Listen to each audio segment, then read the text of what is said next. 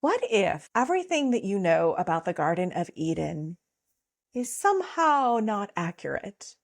In this video, I'm going to explore what the Garden of Eden myth really means from the Aramaic and pre-biblical understanding. Eden actually translates to a state of consciousness. It is not an actual physical garden. In Aramaic, the word that is often translated as Eden relates to the meaning of delight, inner pleasure, radiance, state of harmony.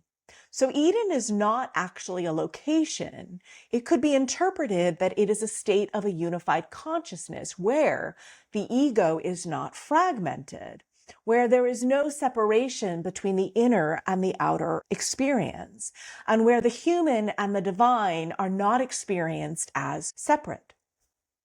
Many early mystics described Eden as the original non-dual awareness. Let's also break down Adam and Eve, which are actually two aspects of the human psyche. They do not represent man and woman.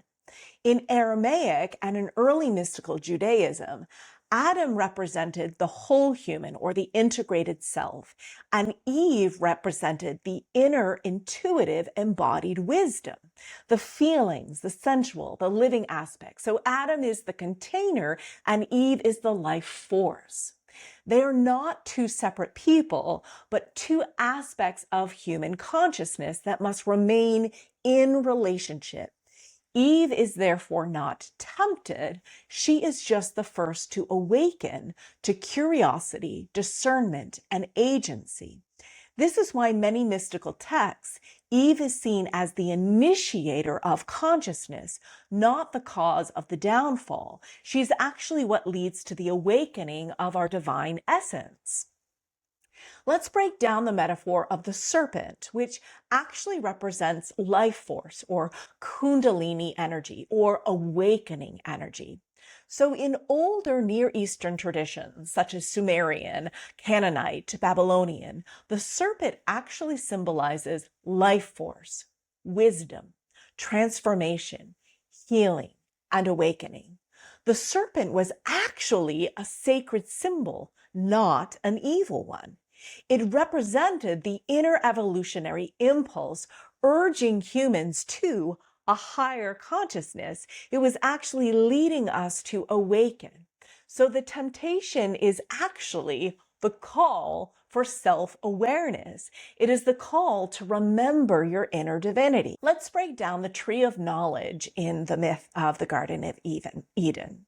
So the tree of knowledge represents duality. It represents self-awareness.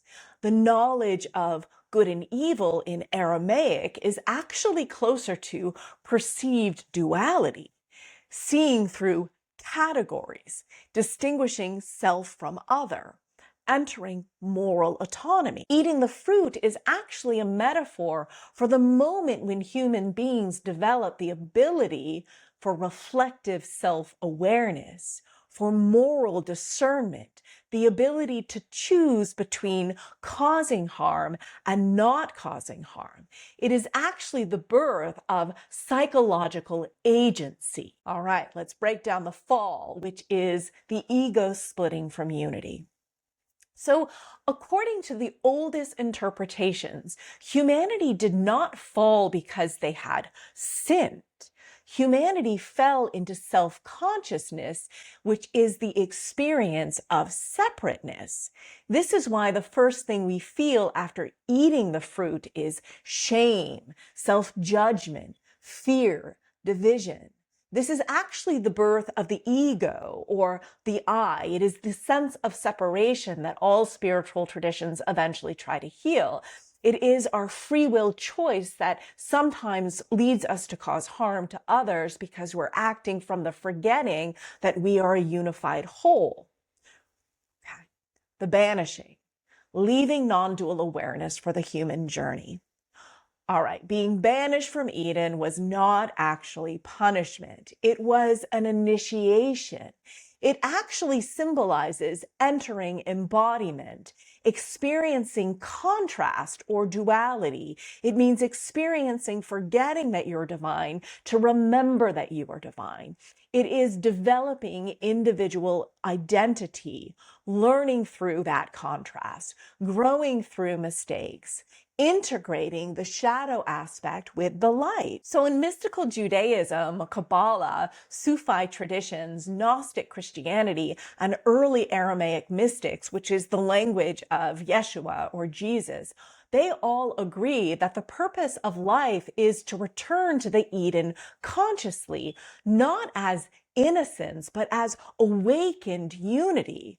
This is why in some traditions they say humanity must eat from the tree of life after knowledge, meaning wholeness after consciousness, not before it. So it means that you have to experience yourself as separateness, as having forgotten that you were a divine being in order to fully experience and embody your inner divinity in your human form. So the deeper message across all traditions is that Eden is our original wholeness. The fall is the emergence of our ego or our sense of separateness.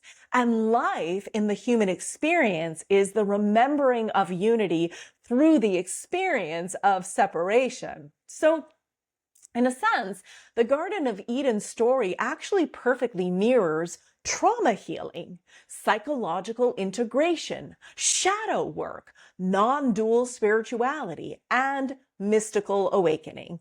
It is the story of leaving innocence, discovering vulnerability, healing the wounded parts, integrating the ego, and returning to wholeness with wisdom rather than naivety.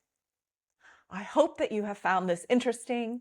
And if you did, and you're interested in how to return to the Garden of Eden and remember your unification with love, I hope you'll consider reading my book, The Divine Within, Healing Ourselves to Heal the World, which does bridge spirituality, psychology, and neuroscience, and offers a step-by-step guide of how to heal and integrate your ego so that you can return to peace, love, and unity.